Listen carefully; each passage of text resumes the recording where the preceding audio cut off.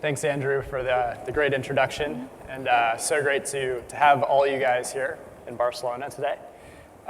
So as Andrew mentioned, you've heard sort of the 30,000-foot view from Ryan, so to speak, about sort of the theory behind yield management, some of the best practices. We're actually, to continue with the airline analogy, going to land the plane and talk about, I think, what's actually happening on the ground. What some of the actual challenges and opportunities faced by actual publishers and app developers in monetization are on a day-to-day basis. And with us, we have, I think, three amazing people with very different perspectives, and I think some of the best and most unique insights in the entire industry. We'd love to start off and just have you guys give a quick intro just of what your business is, what you guys do, and maybe if you could give us a sense of the scale of your business, that would also be helpful for us as well. Smita, do you want to start? Sure. We at Microsoft, we have a big mobile business in terms of we have a load of Ono apps, and then we monetize thousands of apps from our developers who are developing for the Windows ecosystem and want to monetize through advertising. These developers inventory, the apps that we have, is across the world and from a variety of segments and variety of categories. So that's our focus on how do we monetize that. Got it. Is that just on phones, or is that It's on phones different? and tablets, PCs, it's across the board. Okay. So, and that raises interesting challenges, which we can talk about as we go forward. But it's our job, my job, is to make those developers really successful and make sure that the advertisers get the great ROI and a great experience, both from our user perspective, advertiser perspective, and developers. Great. Richard? So I'm with Tango. We're a messaging app. We have 285 million registered users. We're a mobile-only platform, so we have a different set of challenges in that respect. And we also are very new to advertising. Like, we've been running advertising for about a year, and partly is because of lack of knowledge. We started with pure native ads. So we decided we're going to take a chance on a new format. We've been very pleased with the results so far, but these were some risks that we took early on as we approached monetization of our own app. Cool. So my name is Josh Partridge. I'm from Shazam. So Shazam, is probably most of you know, it is a music discovery app. Just hit, I think, 600 million installs, over 100 million monthly mobile active users. And I suppose we're kind of in between the guys here in terms of, our core business is around people discovering music and buying it, streaming it. And so our advertising business is relatively new. So a lot of the challenges that Ryan was talking about, I think I ticked a lot of those boxes. And we're sort of in the stage of launching what I would call sort of traditional ad formats, and then obviously thinking about, how can we be part of this native landscape of advertising. So, we've had lots of the challenges that Ryan was talking about, and I think I've already taken maybe 3 or 4 things that we need to be doing more often. And my background is sort of is the old school of class 1 and class 2 days, where the difference of price was guaranteed or non-guaranteed. And I think the big challenge that we've had around optimizing yield, particularly on a direct sales approach, is that I think the fear for a lot of publishers is once you drop that price, how will you ever get it back up again with an agency or a client? And I think the airlines is a fantastic actually example of how you can do it, and I think it's definitely how I'm going to be phrasing it in the next conversations I have. But yeah, I think it's a really exciting time for mobile in-app advertising, but we have the same type of challenges that Ryan was talking about. Great. So I have a few questions written down on my mobile device here. I guess before getting into sort of the nitty-gritty details, could each of you just give us, what is the one challenge that you're really focused on? If there's one problem, related to ad monetization that you could sort of, wave a magic wand and make go away, what would that be? Smita, do you have Yeah, perspective on this? we've been talking to a lot of you guys, and the big challenge that's coming up right now is attribution. How do you, and it's not about just app downloads, right? It's more, how do you take a user in app environment who goes onto the desktop, and how do you track this? How do you make sure that you're able to measure conversions and do retargeting? And that seems to be a little bit of the key to opening up a lot of, especially non-mobile first buyers coming into the ecosystem and buying up. Interesting. So attribution, is that attribution really cross-device, or is it attribution just tracking app downloads and installs? Or It's beyond that. So it's going from an app environment to browser environment. Even within the mobile world, it seems to be a problem. Certainly from apps to desktop environment, whether even if it wasn't, like in our case, we have apps on desktop environment, but if you go into the browser, you're not able to track. The cookie does not translate today, and that seems to be an issue. There are many others, quality and how do you manage user privacy, et cetera, but attribution seems to be a good. Interesting. So attribution is a key issue for you guys. Richard, what about you? On our side, I think forecasting is a challenge. We launch a new version of the app every 4 weeks. The flows change sometimes dramatically. Sometimes to our benefit, there are more eyeballs on in places where we've decided to put ads, and sometimes things change dramatically, and we have to scramble to rethink a flow that makes sense, that is not intrusive, that keeps with the user experience, because we're very focused on user experience and growth. So that's the challenge that we have. Yeah, I agree with that one for sure. I think for any app developers or any publishers who are moving into mobile now, I think the biggest challenge is what advertising do you have on your app, right? Are you going to do banners? Are you going to do sort of traditional IB spec formats, or are you going to go down the native route? And because Shazam is in over 200 countries, and we're selling advertising in that many countries, how do you have that consistent format that you can sell globally through one platform product? That's probably the hardest challenge. Is, what should we go with? Do we go with interstitials? Do we go with sort of native Facebook-looking advertising, or do we stick to sort of standard digital display advertising? That's a big challenge.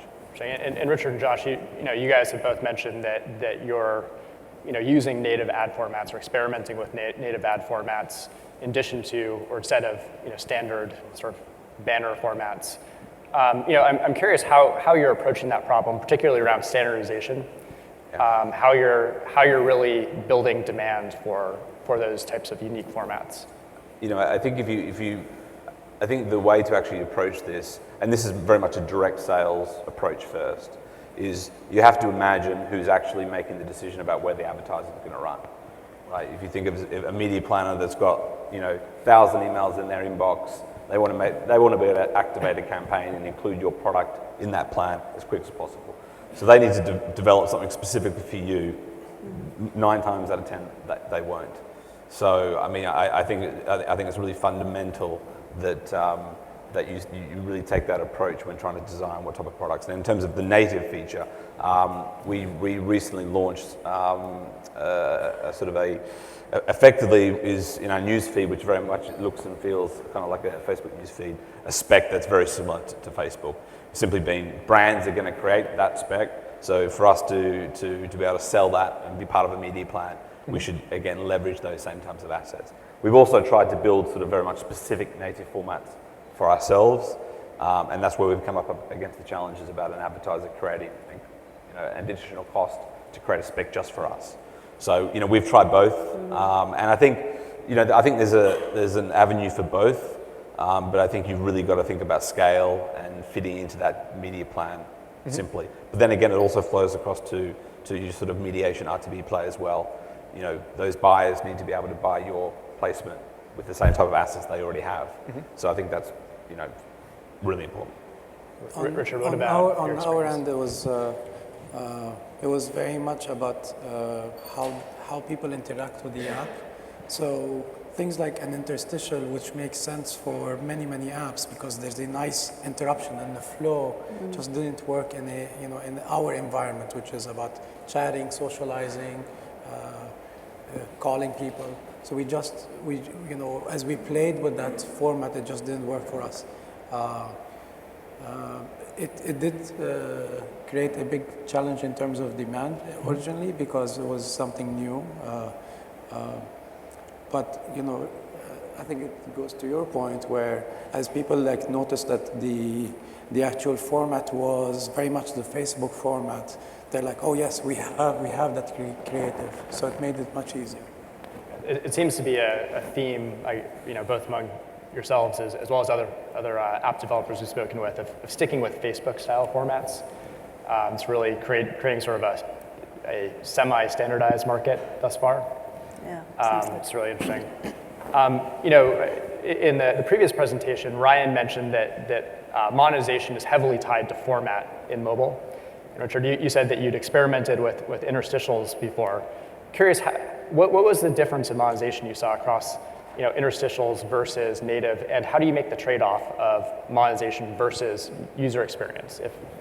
Yeah, I mean, when we actually experimented, we ran mostly house ads because we were focused on the experience and we were thinking mostly about using that format for advertising internal features of the app. So we hadn't looked at the monetization aspect. We did the same again with the native format. We tried also to basically elevate pieces of the app and features of the app that we wanted people to use most. And what we saw is, we looked at the App Store, feedback. We look at it all the time, and that, people were like, "Oh, why is there an ad in my face?"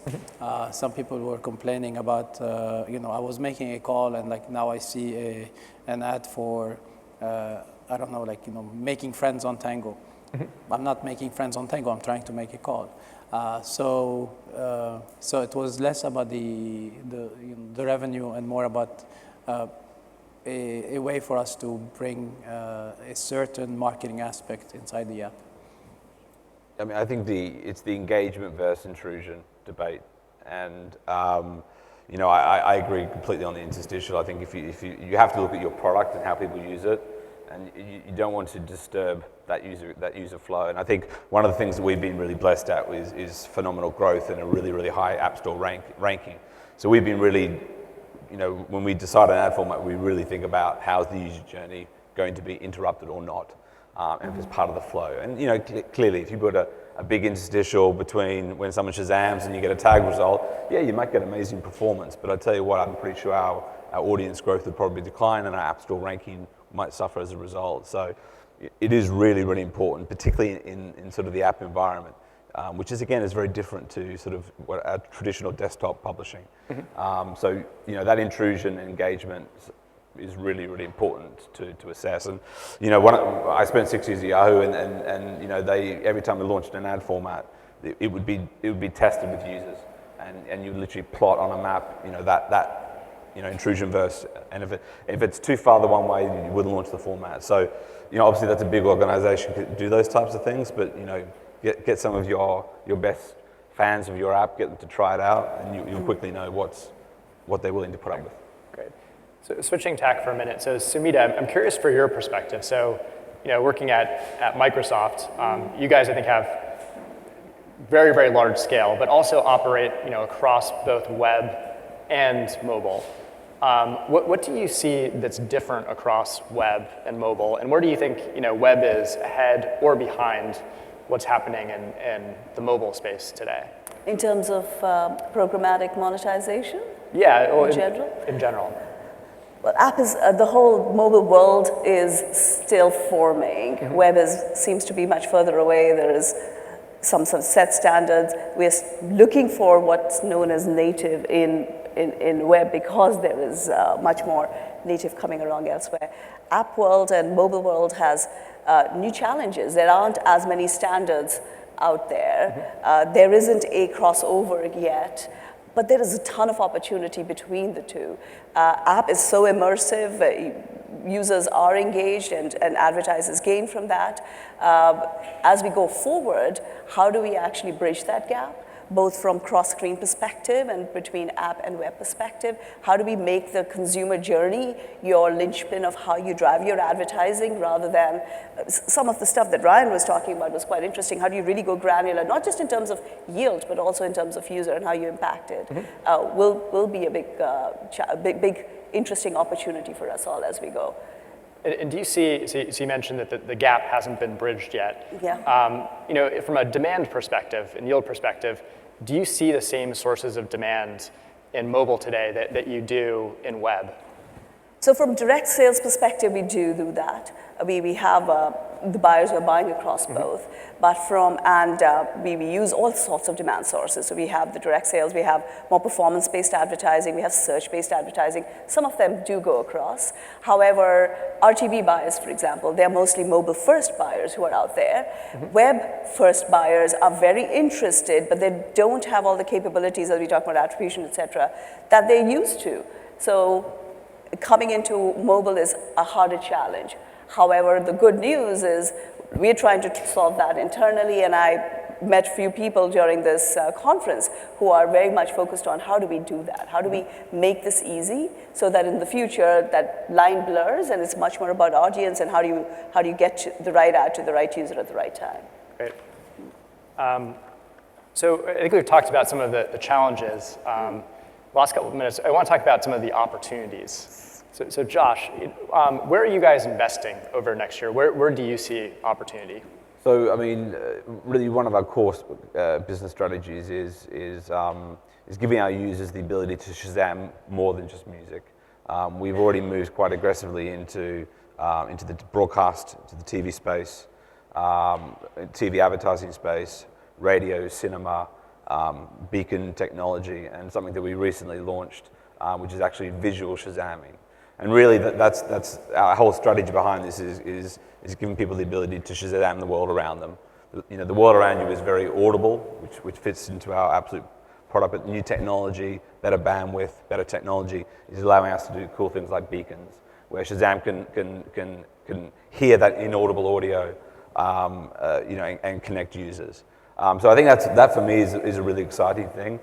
But then how that then plays into what our sort of traditional display advertising is, it gives you an amazing level of engagement to then to be able to retarget across a network. Once that person has really put their hand up, got their phone out, engaged, that person is really, really interested in your brand and your product. So to be able to then continue that conversation across more traditional media, for us is something that's really, really exciting. Interesting. We're starting to think about yield management from the user perspective as opposed to from a revenue perspective. We have engaged users that come 10, 20 times to the app during the day and multiple days over.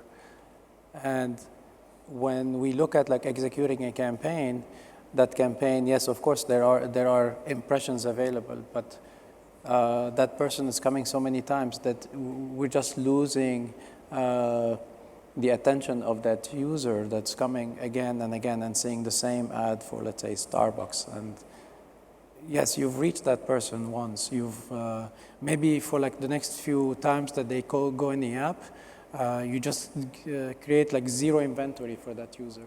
Those are the things we're starting to think from the user perspective. Yeah. So I'd answer it. Apologies to Ryan. I'm going to take developed and emerging market. I haven't gone granular yet, but taken that message across. So there are some things that are common. So you've got to solve for the attribution. You got to make sure that the user privacy and ad experiences are great. But I would think the investment for us would be in developed markets where you have great RTB. How do we really ramp that up? Mm-hmm. How do we bring that along so that we're able to do all the stuff that we just talked about in terms of yield management, bringing in auction behavior, video interstitials? Those are the type of things that we'd be investing in. And in emerging markets, it's very different nuances. There are certain markets where the way advertising is now used to really drive retail transactions on the phone. So that's where all the microtransactions are happening, where you've got virtual goods, people are buying, and you've got your carrier billing taking care of it. It's a very different user behavior and advertiser behavior. So what do we do? What is the ad format that is the right format for it? How do we show the right ads so that you're not wasting, your airline analogy that it's the right seat for that particular right user and advertiser. What do we need to do differently to really unlock that market? And it's huge. It's it's India, it's Brazil, it's Africa. There are many markets like that we need to go into. I think developing markets represent a huge opportunity. Yes. And I guess I think the point that Ryan talked about was latency. I mean, that's something that I think everyone really needs to take as something you need to monitor, because I think if you push too rich a format, like video, for example, in countries where the 3G and 4G is not consistent, you do have issues. And some of the video products that we, for example, run out in the UK and in France, in Germany, and in the US, I haven't pushed in some of my markets just because I know the user experience won't be great, the brand won't be happy, and it just doesn't make sense to push it quite yet. So that's really important. Richard, anything that you guys are doing that's different across markets? Across regions, we not so much. What we've seen is there's a lot of global advertisers that when they talk to our users have a global perspective, which doesn't connect with our users, and when we're executing a global campaign. So we're starting to limit the global campaigns on our end, because we just don't see that having the same install of the same game across 200 geographies makes sense to our users themselves. Samita, you mentioned in developed markets, you guys are focusing primarily on growing RTB. How are you doing that? Are you using private marketplaces? Yeah. Other forms of programmatic advertising, yeah, data, anything? I think it's going to be a case of, first of all, making sure that the big buyers, the buyers who are used to RTB, are able to buy inventory easily. So, for example, one of the things we pass along to buyers now is an ad ID, which is like an ITFA. So you have an ID, now you can target and you can frequency cap. We've built private marketplaces for folks who are on the console. So you can actually have very carefully built consumer segments that you can apply to your buys. And there are deals, so you can get categories, you can get bid buys. There are a variety of ways that you can reach your goals, and we will continue to work that. And how do you ramp it up so that, again, it's good ROI and good for the ecosystem. Great. In the last, I think we have about 2.5 minutes left, but want to give the audience an opportunity to ask any questions that you guys have of the panelists. Are there any questions out there? If not, we have a few more questions here. And there are some microphones on either side of the room as well. Questions? You can just raise your hand if you have a question. Yeah. So coming back to you, Samita, one of the main problems I've got with our client is the cross-device. There's just no real way at the moment in terms of cookies of tracking that. Yeah. What are the things you are looking at to try and solve that? I know you kind of touched upon it, but is there anything specific that Microsoft are looking into? Yeah, so from first-party perspective, cross-device is an interesting one because you need the user data, right? And we take that very seriously. We are stewards of user data. We want to make sure that it's really the leakage does not happen, that's protected, yet we are able to provide user a really good experience during their consumer journey. So back in Redmond, there is a ton of work going on to make it really simple and have a good experience, which is cross-device, at least in the first-party sales space. So you're very welcome, and we can talk more after this. And in terms of what I've talked to other buyers, and many technology firms, they are looking into how do you map users with devices so that you're able to track them across devices too, and therefore you can bring in third-party data to to create such experiences, which may be in the more in the RGB environment, et cetera. Does that answer your question? You know, I think cross-device is a huge topic, obviously, but something that we're thinking a lot about as well.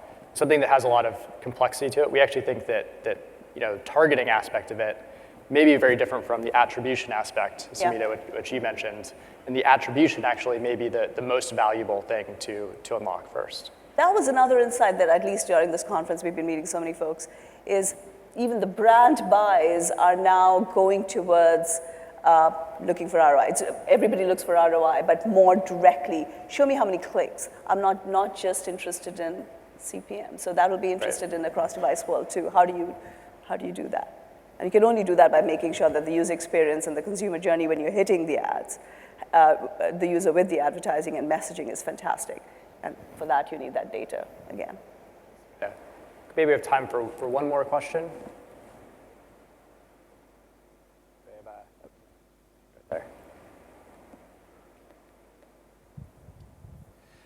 Hi, this is Hans Winkler with TradeMob, and I have a question regarding the user experience and the relation with targeted and not targeted ads within Shazam and Tango. Yeah, I mean, good question. I mean, I think one of the challenges of any sort of targeted campaign is understanding the scale that you have, and that's probably the biggest challenge for most apps. Is you may only have 10, 5, 20 million impressions. So, you know, how many times can you cut it and sell it, or does it make sense to just you know, run of site or targeting? So I think it varies from client to client. I think you know, what we tend to do is we look at a country, we look at the audience, we look at our monthly inventory, we then understand what are the key segments in that, and we focus our strategy on clients that want that type of audience versus going to the market and trying to pitch everybody the same thing. So it requires a bit more discipline, and for people, if you hire people that come from a company where they have billions of impressions, it's a kind of a change in strategy. But I think it's the only way to actually truly drive performance, which is then going to make sure you get rebooking and high yields. So I think understanding your inventory. The other challenge of the segmentation piece of smaller apps is, in terms of inventory, say, versus Microsoft, is that forecasting as well, because those segments may change routinely. So yeah, I mean, I think you've got to know your inventory and continue to monitor it to see if it meets the client base that will want to get that sort of performance. I think on our end, we prefer when the advertiser is doing much more targeting because we think that it's more relevant to our users. We're still seeing very little targeting based on geographical data, and we're seeing very little targeting based on a time of day. So at 9 p.m., you're most probably at home. You should get a relevant message from the advertiser, as opposed to during the day when you're on the road, you're going somewhere. There's a different, you're a different persona during that time. And, you know, on the advertiser side, they're happy, like they're executing their campaign, but maybe like, you know, maybe like distributed over a period of time for the users that you care about most, because your agency is going to be much more excited about the results of that campaign, as opposed to, yes, I had this IO and I ran through it. Great. I think we are out of time, but just want to say a huge thank you to all of you guys. It's been incredibly valuable. I've learned a lot, so thank you. Thank everybody for